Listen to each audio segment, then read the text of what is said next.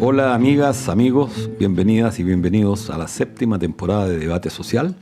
Esta es la edición número 275 de nuestro programa Debate Social. Soy Luis Mesina y estamos en el 102.5 del dial FM de Radio Universidad de Chile, la radio que piensa, en su señal online y por streaming a través de YouTube en @canal.social. No se olviden de suscribirse al canal, poner me gusta y hacer clic en la campana para que no se pierdan los programas de Debate Social. También pueden volver a ver las entrevistas anteriores.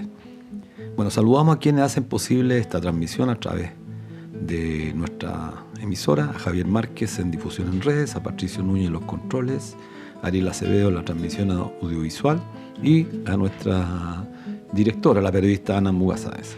Bueno, esta semana ha sido una semana nuevamente tremendamente noticiosa. Quizás algunos no han logrado todavía percibir lo que está ocurriendo.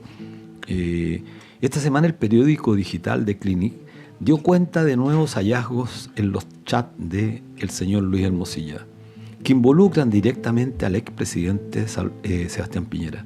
Se trata de pagos secretos realizados por mano a Hermosilla por parte del ex asesor presidencial Andrés Sotomayor, realizados luego de finalizado el segundo gobierno de Sebastián Piñera. Esto es gravísimo y aquí nos damos cuenta cómo los medios de comunicación oficiales, cómo los partidos políticos, cómo el poder muchas veces mira para el lado o hace comentarios absolutamente superficiales sobre la profundidad de lo que se está denunciando en este periódico de Clinic. Las entregas de dinero las realizó Sotomayor, pero hasta ahora nadie ha querido revelar la procedencia de los fondos, ni la explicación para esos pagos. En los mismos chats, que afortunadamente la opinión pública está conociendo, están parte de las gestiones de Hermosilla para apoyar nombres que arribaron finalmente al Poder Judicial, y el lobby del abogado para reafirmar el nombramiento de Sergio Muñoz al mando de la policía, la famosa PDI. Bueno, en la nota periodística se señala que, comillas, lo que sí está establecido es que Hermosilla utilizaba con frecuencia dinero en efectivo. Un informe de la Unidad de Análisis Financiero, la UAF, y otra pericia realizada por la Fiscalía determinaron que desde el año 2017 el abogado ha depositado más de 188 millones de pesos en efectivo en sus cuentas. Sus secretarias históricas declararon que era habitual que el abogado Luis Hermosilla recibiera sobres con dinero y que estos se guardaban en una caja fuerte. Andrés Sotomayor, quien entregó los pagos a Hermosilla, fue el jefe de gabinete de Gonzalo Blumel, el ex ministro del Interior, que durante su paso entre noviembre del 2019 y septiembre del 2020 tuvo la, yo diría, lamentable actuación en materia de derechos humanos. Y luego se trasladó Andrés Sotomayor al segundo piso de La Moneda, donde trabajó junto a otro gran personaje, y me atrevería a decir un tanto siniestro, como es Cristian Larroulet, asesorando directamente a Sebastián Piñera. Bueno, ¿qué se puede decir de toda esta información que se ha revelado en el periódico de Clinic? Que la podredumbre en nuestro país es mucho más grande de lo que a veces logramos apreciar. Las instituciones del Estado, como muchas veces venimos señalándolo en nuestro programa, están absolutamente, ya no solamente decadentes, están descompuestas. Es por eso que nuestro país transita peligrosamente por un camino donde cada vez se pierde más la confianza entre las personas, entre las instituciones. Y bueno, qué duda cabe que estamos enfrentados a instituciones absolutamente corruptas, a personajes corruptos. Y creo que no resulta aventurado, no resulta temerario señalar abiertamente que Sebastián Piñera Echenique era un sujeto absolutamente corrupto, que toda su gestión, toda su riqueza fue conseguida a través de prácticas absolutamente reñidas con las normas, con la convención. Es la moral de un sujeto que se hizo rico justamente aprovechándose de múltiples factores, de múltiples conocimientos, ya desde que era senador y antes de ser senador de la República y por supuesto siendo presidente, aumentando de manera absolutamente ilegítima su riqueza. Bueno, y como siempre decimos en nuestro programa, nos recuerda la famosa frase de Honoré de Balzac, que detrás de toda gran fortuna siempre se esconde un delito, es decir, un delincuente. Bueno, pasamos a otro tema que es importante también esta semana y que no deja de sorprendernos. El presidente Gabriel Boric dio una nueva señal sobre las buenas relaciones que ha cultivado en estos 3 años con los defensores y sostenedores del modelo económico imperante en el país. En estos 3 años, el presidente Gabriel Boric ha estrechado lazos con quienes han sido los artífices, los defensores de las AFP. Y esto se manifiesta a través de la designación de Tamara Agnew y Alfredo Moreno como nuevos directores de la Corporación Nacional del Cobre. Esto es inédito, esto es francamente impresionante. Un diputado que se mostraba absolutamente rebelde frente al poder omnímodo de las instituciones que durante 30 años habían gobernado sin ningún contrapeso, que instalaba un relato discursivo criticando fuertemente los pilares del modelo económico y, por supuesto, a las personalidades que representaban estas instituciones. Bueno, finalmente, al cabo de 3 años, ha mostrado que eso era no más que una careta, un discurso falso, sustentado además en una ética de dudosa legitimidad. La ética en sí arrastra o está conformada, es consustancial a la legitimidad de los actos del sujeto. Sin embargo, en este particular caso tenemos un personaje que con el correr del tiempo va a ser mucho más bien juzgado, porque esto es francamente increíble. ¿Quiénes son los personajes a los que nombró el presidente Gabriel Boric? Bueno, Tamara Agnew Martínez, ingeniera comercial, que ha pasado por varios cargos en el sector privado y en el público. Es importante para los auditores de nuestra radio que por sobre los calificativos, por sobre las calificaciones de estos actos, la gente también tenga la responsabilidad de preguntarse cómo es posible que un gobierno que llegó cuestionando el modelo, bueno, termine colocando en los puestos más importantes públicos, además, a personajes que son absolutamente evidentes, claros, de haber sustentado políticas contrarias a lo que se decía. Mire, entre ellos, él ejerció el cargo superintendenta de pensiones entre el año 2014 y 2016, Tamara Agnew. Cargo, y esto es importante, del cual autorizó el traspaso de la propiedad de la AFP Cuprum con millonarios costos para el fisco, aprobando las fusiones trucha, como se calificaron por muchos diputados, la fusión trucha entre la AFP Cuprum y Argentum, y la fusión entre la AFP Provida y Adquisition. 2 AFP de papel que nunca existieron, pero que le permitieron con esta trampa, tanto AFP Cuprum como AFP Provida, afectar el erario nacional en más de 450 millones de dólares, que viene a ser algo así como, bueno, que implicó además un ahorro en impuestos cercanos a los 80.000 millones de pesos. Bueno, ese es Tamara Agnew, que jugó un rol absolutamente, que fue cuestionada por la ministra del Trabajo de la época, en ese tiempo era la ministra Rincón, Jimena Rincón, estaba el gobierno de Bachelet, fue duramente cuestionada por el presidente en ese entonces de la Cámara de Diputados, incluso se iniciaron acciones judiciales para tratar de evitar este fraude que se le hacía al fisco. Sin embargo, Tamara Agnew contó con el apoyo irrestricto del entonces ministro de Hacienda de la época, Rodrigo Valdés, que es un fanático de las AFP. Bueno, ¿quién es el otro personaje? Alfredo Moreno Charme, ministro de Piñera, ingeniero civil industrial de la Pontificia Universidad Católica. Durante su trayectoria fue ministro en distintas carteras en 2 administraciones de Sebastián Piñera, de Relaciones Exteriores en el 2010 al 2014, de Desarrollo Social y Familia del 2018 al 2019 y de Obras Públicas entre el 2019 y 2022. También ejerció como presidente de ICARE y de la Confederación de la Producción y del Comercio, la CPC, el famoso sindicato de los grandes empresarios. Bueno, fue presidente del Banco Penta, ¿recuerdan Penta? Juan Carlos Délano, Carlos Lavín, los mismos de las famosas clases de ética. Quedó al descubierto en el caso cuando fue presidente del Banco Penta que su grupo financiaba ilegalmente a los políticos de derecha. Su primo, el ex fiscal nacional Jorge Abbott Charme, truncó la causa penal que terminó en clases de ética para los 2 grandes acusados. Bueno, esta es la gente. Como información adicional, estos cargos le aseguran una dieta, escúchese bien, Una dieta que bordea los 6 millones de pesos mensuales, desglosado en una remuneración mensual de más de 4.400.000 por participar al menos en una reunión mensual del directorio. Una reunión al mes y usted tiene asegurado una dieta de 4.413.000 pesos, más un pago adicional de 1.471.022 pesos mensuales por conformar los famosos comités de directores. Díganme si esto no es aparte de una aberración que un gobierno autocalificado progresista nombre a dos sectores que son más bien el ícono de lo que son los pilares fundamentales del modelo de despojo que fue tan fuertemente cuestionado durante el estallido. Bueno, eso es lo lamentable y que tenemos que darlo a conocer. Bueno, tenemos otra crisis, es la educación pública.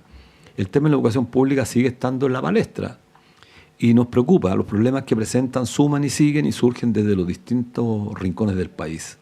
Se han registrado problemas en Coquimbo, en Andacollo, administrados por los famosos SLEP en Puerto Cordillera, en la cuarta región. También ha habido problemas en el nuevo SLEP de Valdivia y además recordemos hace poco Magallanes. En Recoleta los profesores también están movilizados exigiendo el pago de deudas previsionales de salud y de pago a terceros que los han perjudicado gravemente con pagos adeudados desde noviembre del 2024. Bueno, lleva más de 2 semanas la paralización de los profesores y profesoras en la comuna de Navidad, en la sexta región, Navidad al lado de Matanza, movilizados por problemas de infraestructura básica para realizar las clases. La movilización, entendemos, había concluido hoy y comenzarán las clases el próximo lunes, pero no porque se haya solucionado los problemas. Bueno, tenemos en línea telefónica a la profesora Elena Arellano Pomá, presidente del Comunal de Navidad del Colegio de Profesores y Profesoras de Chile.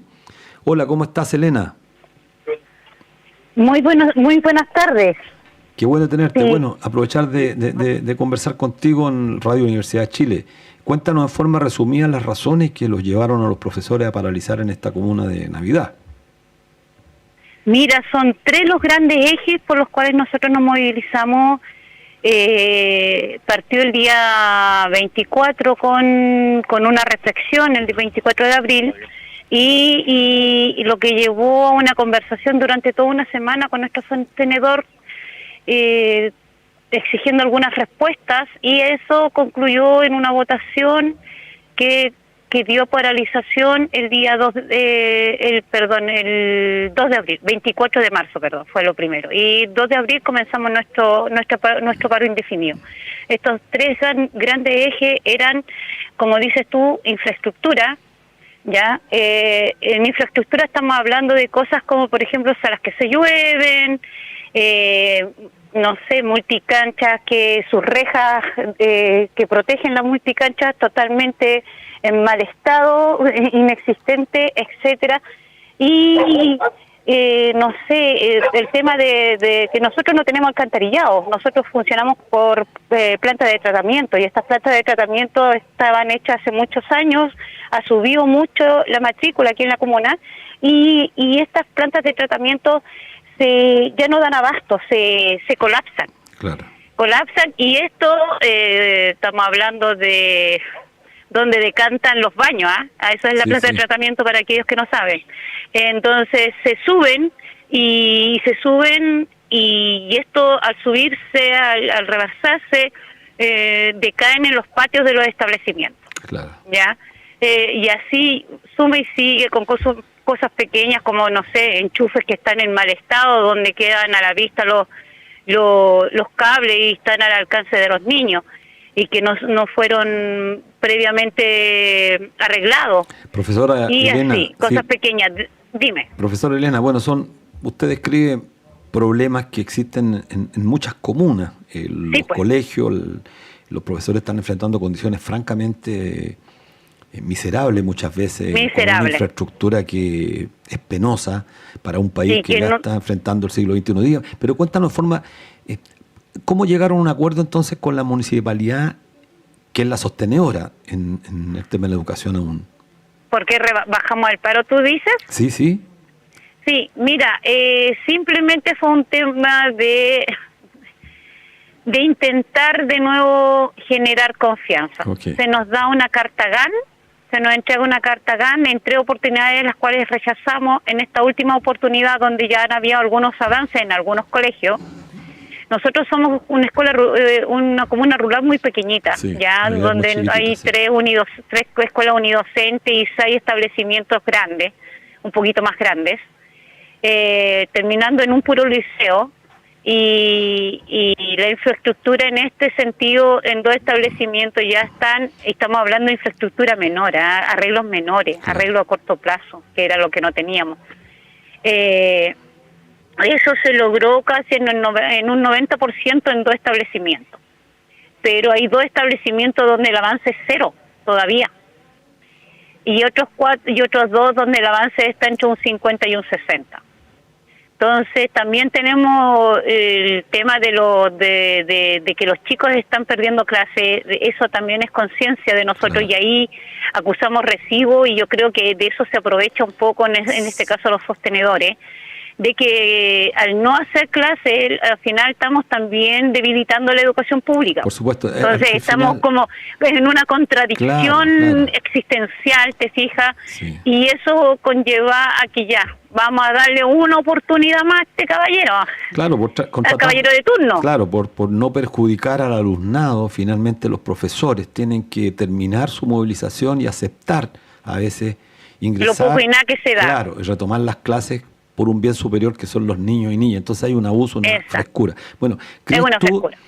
¿crees que se solucionará, Elena, el problema con la implementación de los servicios locales de educación pública, los famosos SLEP, en el próximo periodo? No. Ya está haciendo crisis en todo el país, me doy cuenta yo. Sí. Es que mira, lo que pasa con el tema, yo lo veo, a ver, para que la gente lo vea un poco más pegado a la realidad, porque desde lo técnico, con palabras redundantes, se manejan otros, no siempre llega el mensaje.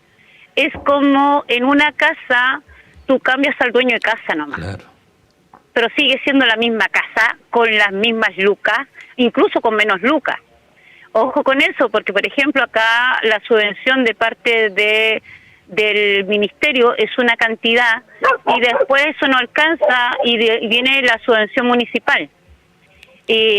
Cuando pasemos a SLEP, esa subvención municipal no va a estar, solamente vamos a tener la subvención de Estado. Bueno, Y ahí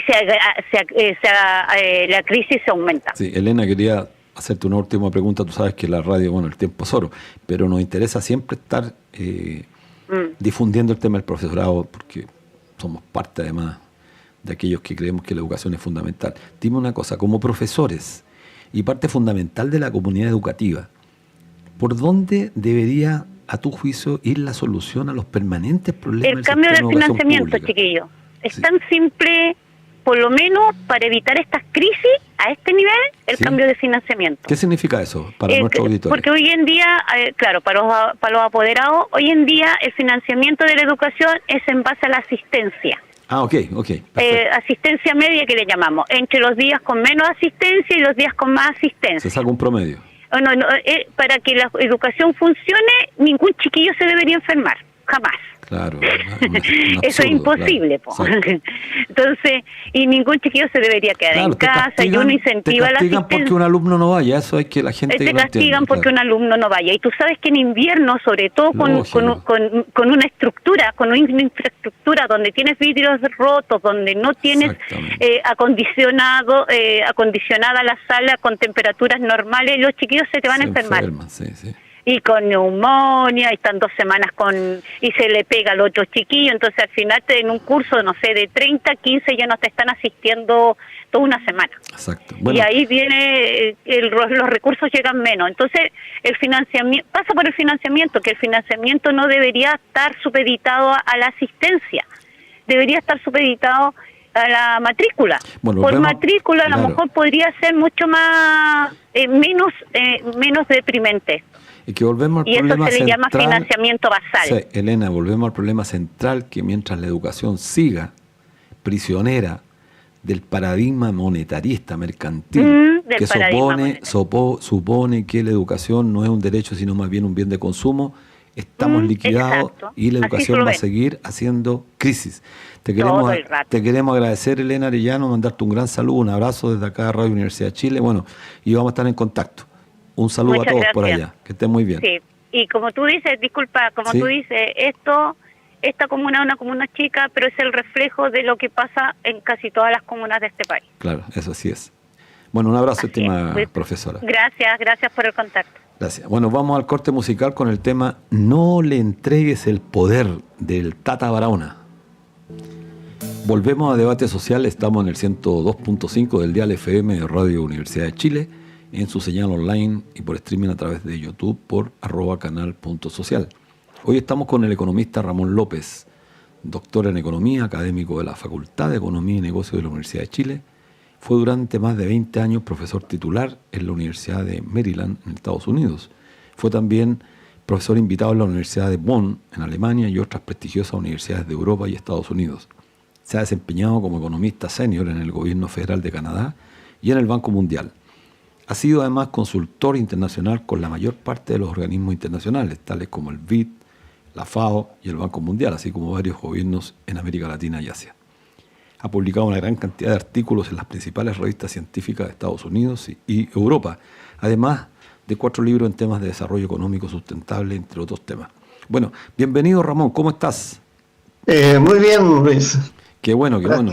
Gracias por la invitación. No, al contrario, un gusto poder conversar contigo, Ramón. Mira, en el actual contexto internacional de tensión comercial e incertidumbre por las políticas arancelarias impuestas por Estados Unidos, algunos analistas están señalando que estamos en medio de un cambio drástico del sistema económico a nivel mundial y que estaríamos entrando en el inicio de una nueva era, de una nueva etapa, época algunos le llaman. ¿Puedes darnos tu visión de la guerra comercial lanzada por Trump en una primera introducción para que después lo abordemos más concretamente? No, mira, yo creo que la característica fundamental de este periodo ha sido la incertidumbre. Aquí hay un aumento de la incertidumbre gigantesca en el mundo. Así es. ¿Y a dónde va esto? Nadie sabe. Si nos guiamos por lo que ha ocurrido hasta aquí, probablemente uno podría decir, bueno, aquí va a haber un desbalance completo en el sistema de comercio internacional, con cambios muy importantes, tanto para los países desarrollados como también los en vía de desarrollo.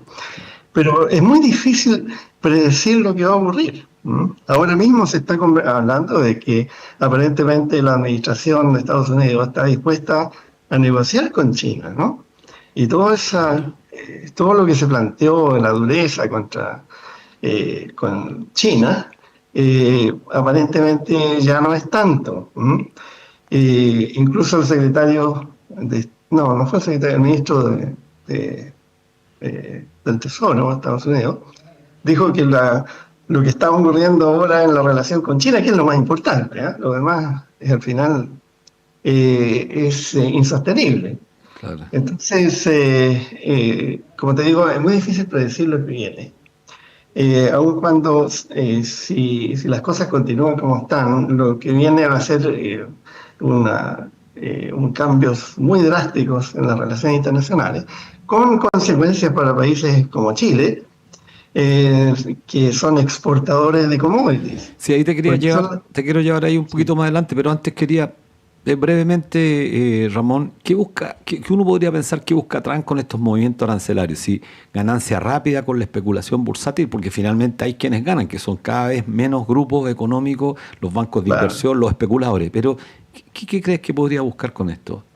Es muy difícil saber lo que busca Trump, pero en todo caso, lo que sí es cierto es que esta tremenda inestabilidad, sobre todo inestabilidad bursátil que ha causado, claro, muy grave, es una fuente de ganancias para los que están en la información gigantesca. Para los traders, esos especuladores. Claro, o sea, cuando en un día ya la bolsa te sube 10%, después de haber bajado 15% claro, en la semana anterior, en un día, 10% el potencial de utilidades para los que estaban en el secreto son gigantescas. Ahora, es muy difícil identificar, ¿no? quiénes son los que realmente están aprovechando esto. Bueno, pasando al punto que esbozabas tú, Chile es un país muy pequeño, Ramón, Y justamente tú decías, bueno, esta es una guerra entre gigantes, China y Estados Así Unidos. es. Chile con una economía pequeña y abierta que firma cuánto tratado de libre comercio le han Claro. colocado por delante, yo no sé ya cuántos tiene. ¿Qué debería hacer nuestro país en este escenario? ¿Tiene forma de defenderse nuestro país? No, yo creo que tiene muy poco que hacer. ¿M? Es una economía demasiado pequeña a nivel mundial. Ni pensar en tratar de retaliar, ¿no? Claro, Creo que no tiene ningún sentido. Lo que sí es importante tener claro lo que se puede venir, ¿ya? Y para ver qué es lo que ocurre. Ahora, ¿cuál es lo fundamental a mi modo de entender? Es que los precios de las commodities que no son diferenciadas, ¿no?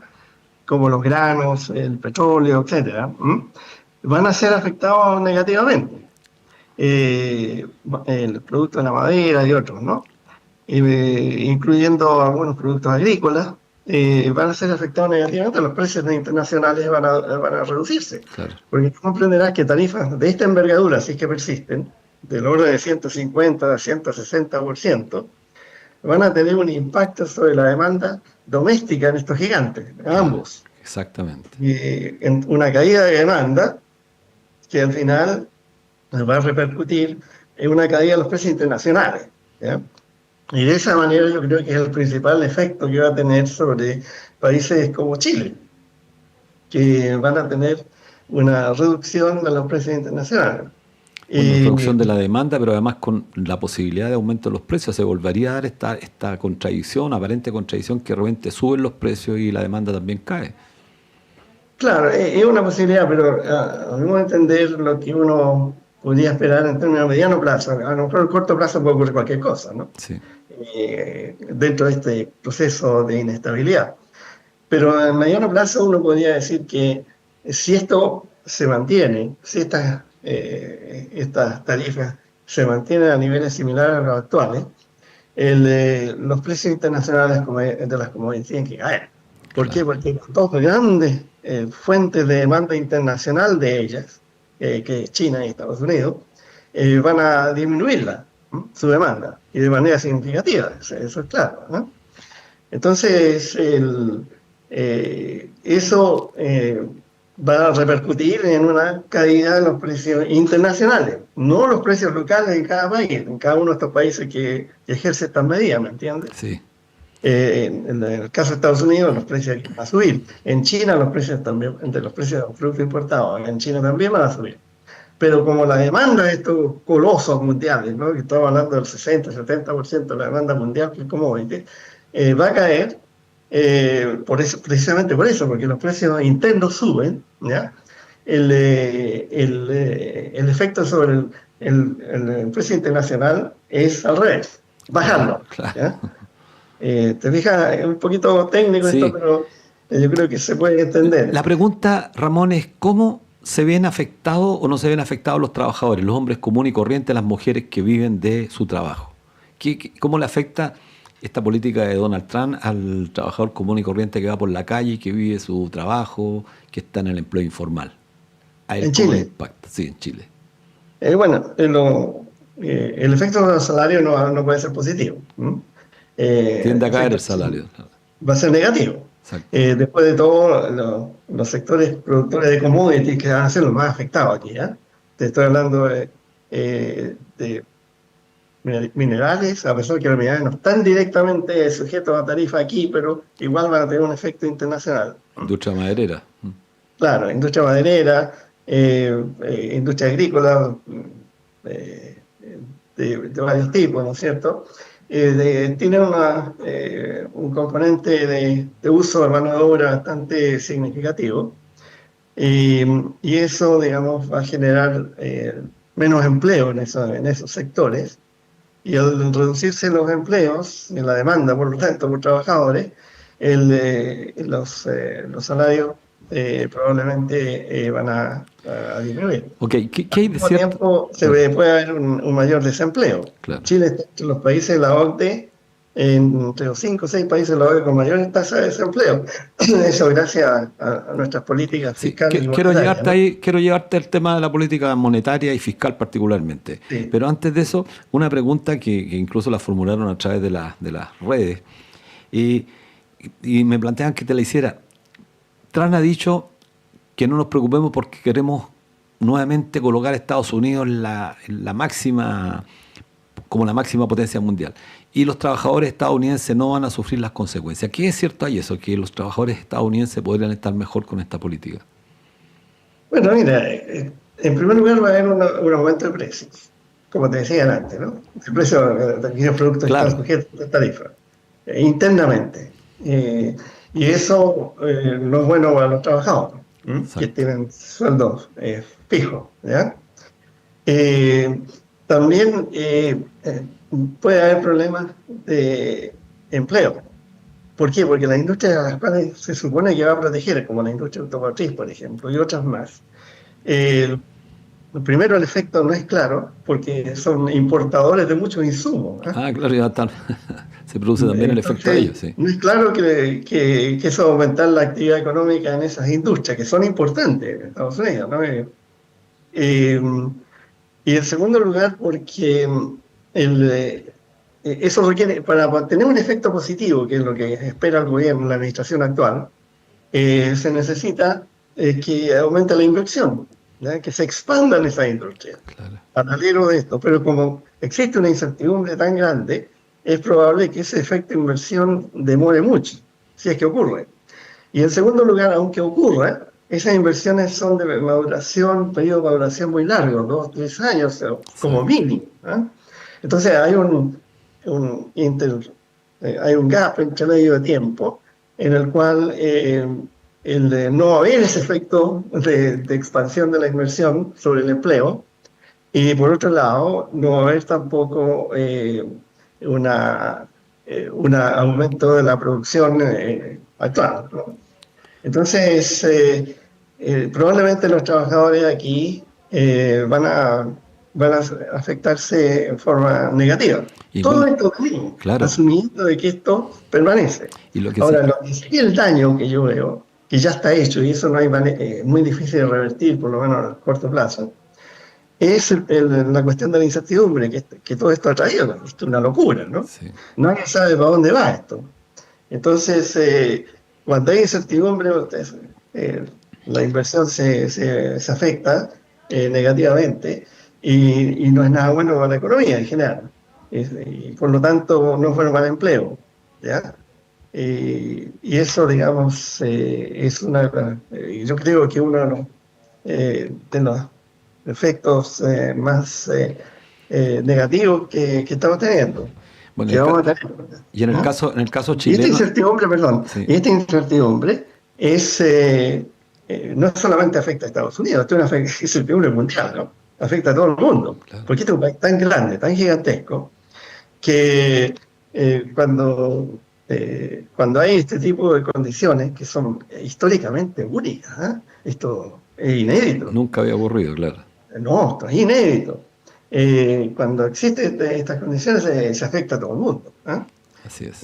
Entonces, y un tema, Ramón, que quizás la opinión pública en Chile, no sé si interesado o desinteresadamente, nos ha puesto en el tapete del debate, la volatilidad de las inversiones, particularmente los fondos de pensión. En el caso chileno, que tenemos más de 200.000 millones de dólares invertidos en instrumentos financieros que sufren los efectos de la volatilidad y que pegan fuertemente a los actuales pensionados y a los que se están por pensionar, porque como bien decías tú, esta caída de la bolsa y después esta recuperación genera impactos pero que son tremendamente nocivos para quienes quieren seguridad social, y como en Chile no existe, bueno, ahí están las consecuencias. Vuelvo a la pregunta que te tenía como pendiente. Mario Marcel presentó esta semana en el Congreso el plan de ajuste fiscal y mantuvo las proyecciones para el país pese a las proyecciones del Fondo Monetario Internacional, que las bajó al 2%. ¿Cuál es tu apreciación? Yo sé que has sido bastante crítico. ¿Cuál es tu apreciación del rol que ha jugado el ministro Marcel como ministro de Hacienda, Ramón, en esta crisis? Bueno, no solo en esta crisis. O sea, anteriormente también. Ha sido el artífice de lo destructivo que ha sido este gobierno, ¿no?, para la clase trabajadora. Él, por ejemplo, me acuerdo nítidamente el año 22, cuando recién había asumido como ministro, que le preguntamos en el foro por la evasión tributaria. Claro. Y se refirió exclusivamente a impuestos internos. Él dijo que algunas cosas se iban a hacer que al final no se hicieron, no se han hecho. Y cuando le preguntamos, bueno, ¿y qué pasa con aduana? La aduana es una sangría gigantesca de recursos, porque aduana no tiene ninguna capacidad de controlar nada. Infraestructura no tiene, claro. mal. ¿Perdón? Infraestructura deficitaria para controlar. Exactamente, no tiene la capacidad tecnológica siquiera para por ejemplo, hacer los análisis de los productos mineros que se exportan. No sabemos qué estamos exportando, cuánto de platino, cuánto de tierras raras, tierras raras, claro. Lleva justo al cobre. Y hay una evasión gigantesca de impuestos. ¿Para qué decir por las importaciones? Lo mismo, ¿no? Entonces, y él dijo, me cae mal la aduana, no me gusta, así que no me voy a meter con ello. Texto, lo dijo, y he hecho lo que ha hecho, no ha hecho nada por aduana. Entonces, eso es una cuestión muy negativa. El hecho de que este gobierno haya logrado tan poco en términos de evasión de impuestos, que es tan extremadamente alta en Chile, que llega a 20.000, 22.000 millones de dólares, se estima, ¿no? Claro. Entonces, se ha hecho muy poco en eso. Y eso ha contribuido a que, a pesar de los cortes muy significativos que hubo especialmente el año 22 sobre el gasto público, realmente leonino los cortes, a pesar de eso el déficit continúa y ha continuado creciendo y la deuda pública ha continuado creciendo durante todo este gobierno. Estamos en un nivel de 43%, claro, que ya es, si bien es cierto, no es extremadamente alta, estamos, digamos, todavía hay un poco margen, sí. Hay algo, no, es que un momento, porque lo que importa aquí no es tanto ese índice que todo el mundo usa, ¿no? Deuda a PIB, ¿ya? Claro. Está bien. Pero hay otro indicador que es mucho más importante, que es el servicio a la deuda con respecto a los ingresos tributarios, a los ingresos del gobierno, ¿ya? Y lo que ocurre, no sé, cuando comparan con otros países, comparamos con Brasil, por ejemplo, que estos países tienen ingresos como proporción del PIB mucho más altos que Chile. Entonces el denominador, ¿ya?, que estamos usando para quedarnos tranquilitos con esto es distorsionado. Nosotros tenemos, ¿no es cierto?, ingresos de gobierno muy bajos, ¿ya? 20%, menos de 17% del PIB en este momento. Entonces, cuando tú miras por otro lado el servicio a la deuda, solamente de interés estamos pagando 4.500 millones de dólares al año. 4.500 millones de dólares al año. Eso es más o menos el 8% del gasto público total. Claro, de eso estamos y es el 10%, 12% de los ingresos públicos. Los ingresos públicos son menos, los ingresos fiscales, por ejemplo. Entonces, cuando miramos ese indicador, la cosa no es tan clara de que estemos, que nos dé tranquilidad, ¿no? Estamos en proceso, si esto continúa, de tener problemas significativos en ese respecto también. Y ahora, fíjate tú, el énfasis en la discusión de ayer, algo le hizo en la discusión de ayer, todo el énfasis es cómo cortar el gasto. Justamente, solamente esa es la obsesión de Marcel, reducir el gasto. Para nuestros auditores, ¿qué significa eso? Menos plata para la educación, menos plata para la salud. Exactamente. ¿Cómo reducir el gasto? Ese es su primer consideración. Es su obsesión desde que llegó al a través de evasión tributaria no hay la misma preocupación. Claro. En lo que se ha hecho muy poco en realidad. Tampoco se ha hecho nada, por supuesto, en aumentar ingresos tributarios de otra forma, como por ejemplo royalties de verdad a productos mineros, exportación y otros. Tampoco se ha hecho nada sobre impuestos al lujo. Es ridículo que el whisky, claro, que un helicóptero, que un yate prácticamente no pague impuestos de compra-venta, excepto el IVA. Sí. ¿Ya? Entonces, hay muchas formas, porque al final el problema de la deuda y el problema del déficit fiscal que están asociados, ¿cierto? El déficit fiscal causa más deuda, es un problema de una un gap, ¿ya? Entre gastos e ingresos del país, total. Y la mayor parte de esos gastos son los gastos del 1%, ¿ya? Que son los que contribuyen a este déficit. Y el gasto público, por supuesto, que Sí, también bueno, contribuye. Ramón, otra pregunta que no puedo dejar por el tiempo que queda, nos quedan pocos minutos. Eh, Seguramente estuviste al tanto, sé que estás en el exterior ahora, estás fuera del país, pero conociste la reforma de pensiones que finalmente significó entregar todas las AFP, se fortalecieron, se le va a entregar casi un 60% más cuando esto entre en régimen. Esa era la política de Marcel, abiertamente. Pero al mismo tiempo han surgido temores porque la derecha, frente al fantasma de los retiros, porque nuevamente, ante una reforma que no es reforma, que mantuvo, que consolidó el modelo privado de capitalización individual, de ahorro individual, ¿por qué crees que están tan temerosos de que haya nuevos retiros?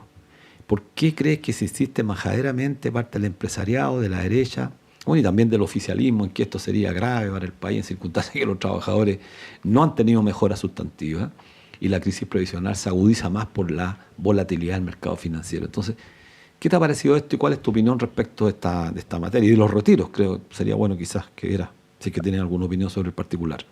No, desde luego, ¿no? Toda una campaña de culpar a los retiros por la inflación, ¿eh? A los retiros y al gasto social. Así es.